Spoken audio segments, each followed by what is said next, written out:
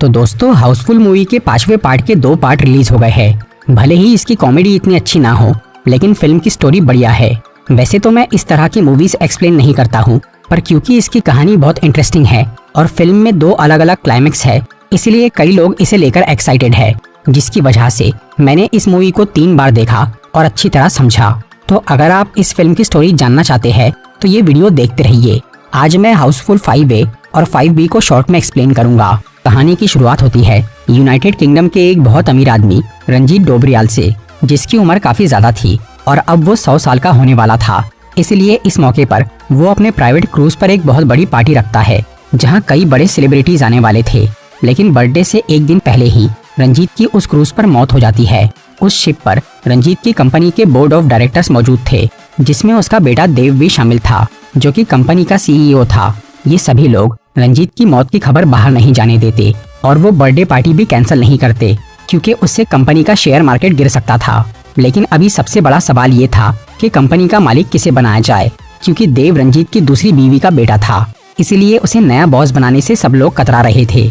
तब वहाँ कंपनी की वकील लूसी को बुलाया जाता है, जो कि सबको बताती है कि रंजीत ने मरने से पहले एक होलोग्राम फिल्म तैयार की थी, जिसमें उसने अपनी वसीयत के बारे में बताया है। उस वीडियो में रंजीत सबको बोलता है कि उसकी पूरी दौलत का हकदार उसका बड़ा बेटा जॉली है, जो कि रंजीत की पहली बीवी का बेटा था। जॉली कई साल पहले घर छोड़कर चला गया था, लेकिन अब वो अपने पिता के 100वें जन्मदिन पर वापस आने वाला था।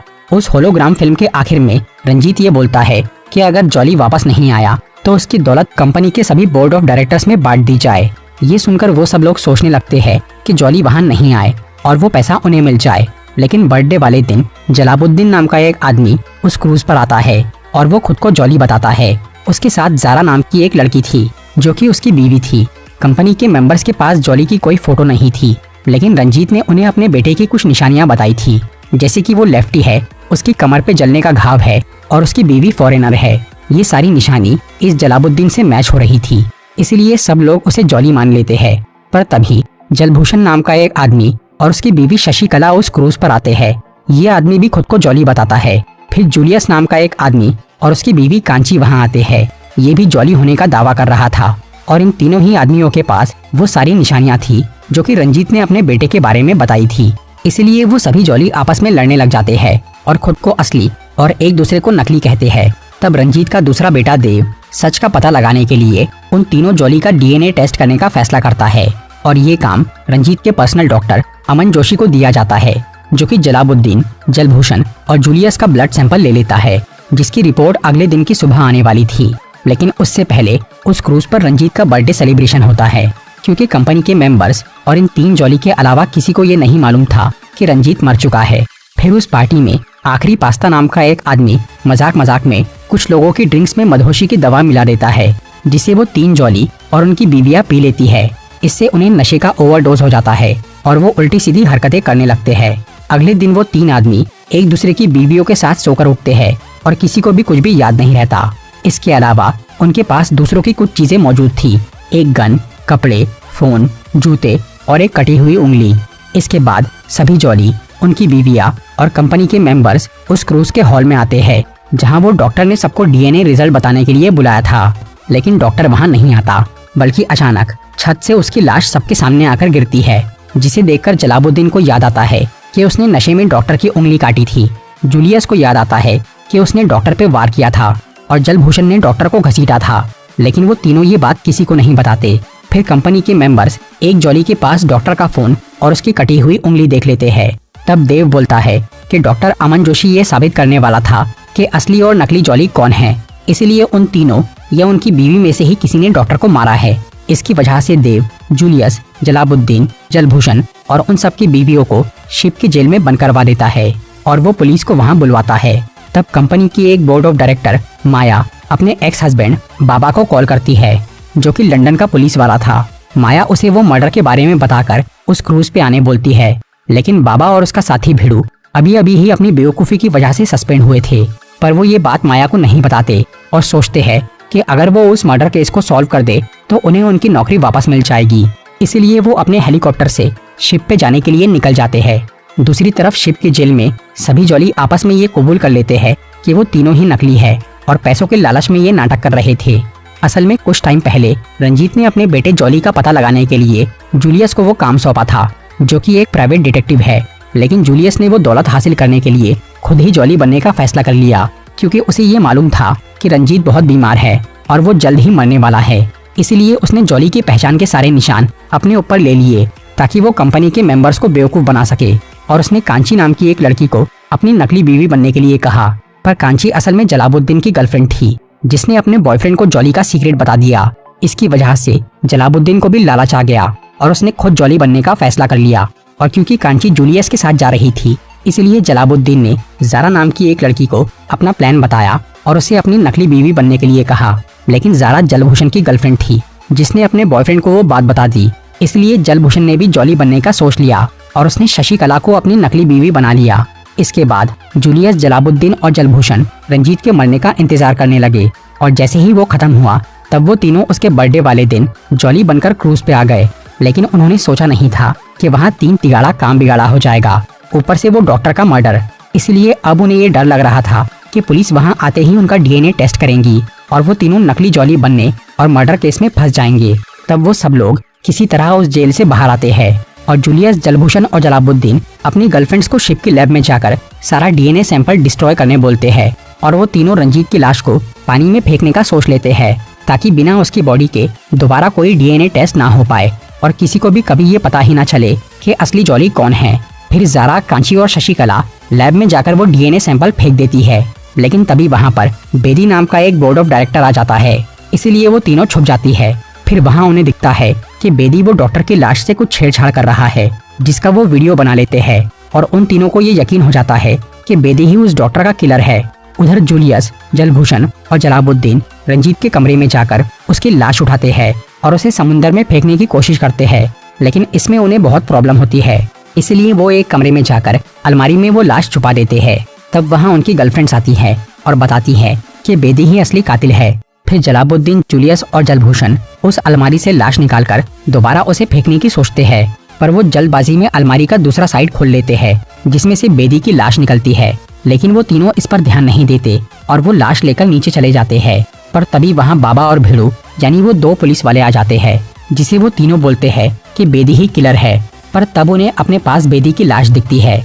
इसकी वजह से उन तीनों को फिर से जेल में डाल दिया जाता है और पुलिस उनसे सख्ती से पूछताछ करती है। लेकिन पुलिस को ये समझ में आ जाता है कि उन्होंने कोई मर्डर नहीं किया, इसलिए भिड़ू और बाबा उस क्रूज की छानबीन करते हैं। इससे उन्हें मर्डर की पूरी कहानी समझ में आ जाती है। उस रात किसी ने पहले डॉक्टर की उंगली काटी थी। वो काम जलाबुद्दीन ने नशे में किया था, पर वो खूनी नहीं था। उंगली कटने के बाद डॉक्टर अपनी लैब में गया, जहाँ किलर ने उसके मुंह में पीनट ठूस दिए, क्योंकि अमन को पीनट से एलर्जी थी। तब डॉक्टर वहाँ से भागा और वो एलर्जी से मरने ही वाला था। तब जूलियस ने नशे में डॉक्टर के ही एंटी एलर्जी इंजेक्शन से उस पे वार किया। मतलब जूलियस ने डॉक्टर को नहीं मारा, बल्कि वो उसे बचा रहा था। इसके बाद वो किलर वहाँ आया और उसने डॉक्टर को मार दिया। फिर कुछ देर बाद जलभूषण ने नशे में उसकी लाश को घसीटा, पर वो भी खूनी नहीं था। तो पुलिस के हिसाब से असली किलर देव था, जिसने डॉक्टर और बेदी को मारा। देव के जूते में सीसीटीवी रूम की एक चिप लगी थी, क्योंकि उसने मर्डर के बाद सीसीटीवी रूम में जाकर वहाँ तोड़फोड़ की थी। इसके अलावा पुलिस को बेदी के रूम में देव का सिगार मिला। इससे उन्हें समझ में आया कि बेदी को भी उसी ने मारा है, क्योंकि बेदी ने लाश के पास देव का पेन देख लिया था और वो ये जान गया था कि देव ही किलर है। इन सारे सबूतों की वजह से पुलिस वाले देव को जेल में कैद कर देते हैं, जो कि ये बोलता है कि उसने कुछ नहीं किया और असली खूनी कोई और है। फिर जब रात के वक्त जूलियस उस क्रूज पे घूम रहा था, तब उसे डॉक्टर की मर्डर वाली जगह एक छोटा सा डायमंड मिलता है, जो कि उस ब्रेसलेट का था, जो कि शिप के सभी वीआईपी लोगों को दिया गया था। इससे जूलियस को लगता है कि देव निर्दोष है और वो डायमंड उसी इंसान के ब्रेसलेट का होगा जिसने सच में खून किया है। इसीलिए वो एक पार्टी के दौरान क्रूज के सभी लोगों का ब्रेसलेट चेक करता है। तब उसे दिखता है कि शिप के कैप्टन समीर के ब्रेसलेट से एक डायमंड गायब है। और तब जूलियस समीर के कमरे में जाकर देखता है तो वहाँ उसे उसके कपड़ों पर खून लगा हुआ दिखता है। इससे जूलियस को लगता है कि कैप्टन ही असली खूनी है। इसलिए वो ये बात बाबा और भिड़ू को बता देता है, जो कि कैप्टन को पकड़ के उससे पूछताछ करते हैं। पर तभी अचानक शिप की लाइट चली जाती है। तब अंधेरे में सब लोग समीर को ढूंढते हैं, जो कि पुलिस की पकड़ में आ जाता है। लेकिन अब उसके गले पर एक चाकू लगा था और वो मर चुका था, इसलिए सबको पुलिस पे शक होता है। तभी वहाँ दगड़ू नाम का एक आदमी आ जाता है, जो कि बाबा और भिड़ू का सीनियर पुलिस ऑफिसर था और उसी ने उन दोनों को सस्पेंड किया था। दगड़ू वहाँ उनके पास लाश देखकर दोनों को जेल में बंद कर देता है और देव को आजाद कर देता है, क्योंकि उसके अंदर होने के बावजूद भी वहाँ एक मर्डर हुआ था जिससे देव निर्दोष साबित हो गया। फिर दगड़ू सबको बताता है कि कैप्टन समीर खूनी नहीं था, बल्कि उसने डॉक्टर का मर्डर होते हुए देख लिया था, इसलिए असली किलर ने उसे मार दिया। इसके बाद दगड़ू वहाँ रंजीत की लाश के साथ 2 सूटकेस लेकर आता है, जिसमें से एक में उस शिप पे मौजूद सभी लोगों के खिलाफ किसी न किसी जुर्म के सबूत थे, जिससे वो लोग जेल जा सकते थे। इसलिए दगड़ू का ये मानना था कि वो सभी अपराधी है और उनमें से ही किसी एक ने पैसों के लालच में वो मर्डर किए हैं।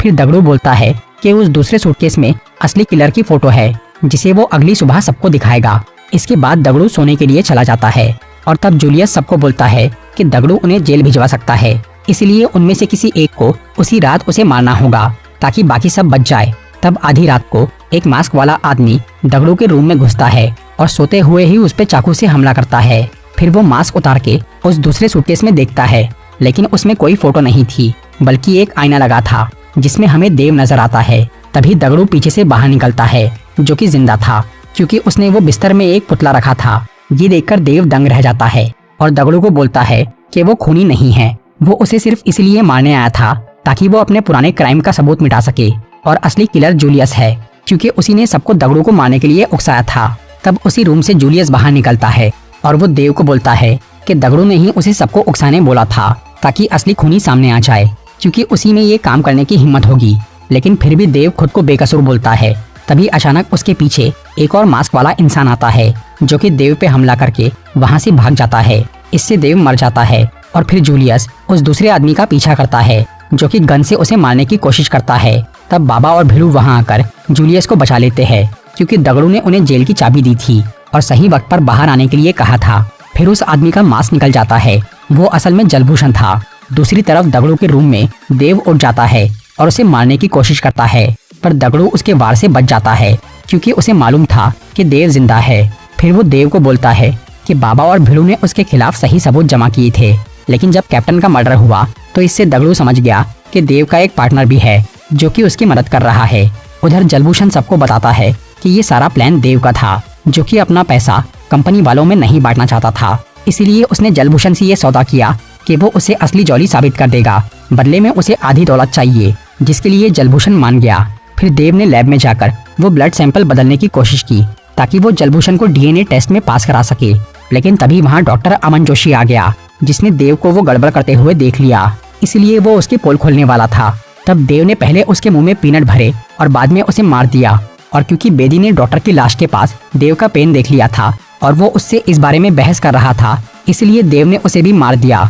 और क्योंकि कैप्टन समीर ने देव को डॉक्टर का मर्डर करते हुए देखा था और बाद में वो उस ब्रेसलेट की वजह से सच बोलने वाला था, तब देव के पार्टनर जलभूषण ने शिप की लाइट्स ऑफ करके कैप्टन को मार दिया ताकि देव बच जाए और पुलिस फंस जाए। दगड़ू को देव का सच तो पता चल गया था, लेकिन वो उसके साथी के बारे में जानना चाहता था, इसलिए उसने बाबा और भिड़ू को कैद करने का नाटक किया। और अब वो दूसरा किलर सामने आ चुका था, जो कि सबको मारने की कोशिश करता है। तब दगड़ू वहां आकर उसे रोक लेता है, लेकिन फिर देव उस शिप का एक बड़ा फैन चालू कर देता है, जिसकी तरफ सब लोग खींचने लगते हैं। और अब देव भी उनके बीच आकर फंस गया था और वो सब लोग उस पंखे में जाने से बचना चाह रहे थे। तभी वहाँ एक अनजान आदमी आकर उस फैन को बंद कर देता है, जिससे सबकी जान बच जाती है। वो आदमी था जलाल, जो कि रंजीत डोबरियाल का असली बेटा जॉली था। वो सबको बोलता है कि उसे अपने बाप का पैसा नहीं चाहिए, क्योंकि उसके पास उससे 2 गुना दौलत है। इसलिए वो रंजीत के पूरे पैसे उस शिप के सभी लोगों में बांट देता है, जिसे सुनकर देव और जलभूषण को बहुत पछतावा होता है, क्योंकि जिस पैसे के लिए उन्होंने इतने मर्डर किए वो सबको आसानी से मिल गया। इस सब के बाद बाबा और भिड़ू को अपनी नौकरी वापस मिल जाती है और उन्हें प्रमोशन भी मिलता है। उधर जूलियस और शशिकला और जलाबुद्दीन और कांची की शादी हो जाती है और ज़ारा असली जॉली से शादी कर लेती है, क्योंकि उसका बॉयफ्रेंड जलभूषण जेल चला गया था। तो ये थी हाउसफुल 5A की कहानी। अब अगर 5B की बात करें तो उसमें बाकी पूरी मूवी तो सेम ही है, बस लास्ट में देव की जगह किलर कोई और होता है, और वो थी कंपनी की बोर्ड ऑफ डायरेक्टर माया, जिसके ऊपर बहुत सारा कर्ज था। इसलिए वो रंजीत की दौलत हासिल करना चाहती थी, जिसके लिए उसने जलभूषण को असली जॉली साबित करके उससे 50% लेने का सौदा किया।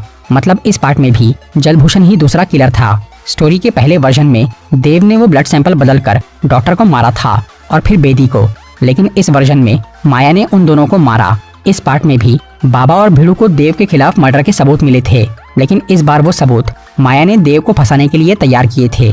जिसे दगड़ू पहचान लेता है और उसे ये भी पता चल गया था कि माया का एक पार्टनर है जिसने कैप्टन को मारा, क्योंकि उसने माया को डॉक्टर का खून करते हुए देखा था। इस पार्ट में देव की जगह माया आधी रात को दगड़ू को मारने आती है, जो कि बोलती है कि जूलियस ने सबको उकसाया है। फिर वो दूसरा किलर यानी जलभूषण वहां आकर माया को मारने का नाटक करता है। इसके आगे की कहानी वैसी ही है, बस यहाँ देव की जगह माया और जलभूषण जेल में जाते हैं। तो दोस्तों ये था हाउसफुल 5 मूवी का एक्सप्लेनेशन।